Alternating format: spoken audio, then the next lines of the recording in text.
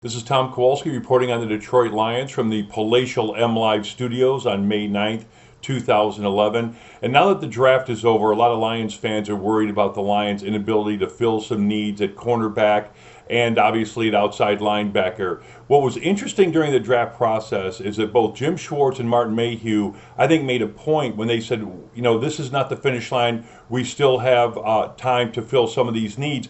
But they didn't say the word free agency or the term free agency. And I think the one thing to keep in mind is that the Lions, they'll look at the free agents, no doubt about it. And word is today, we don't even know what's going to happen with free agency, whether it's going to be 4 years, 5 years, 6 years of service before a player becomes a non-restricted free agent. So there's still some uncertainty in that area. But what's interesting is go back and look at the way the Lions added some key guys last year. And it wasn't through free agency, it was through trades. And they did it a little bit later.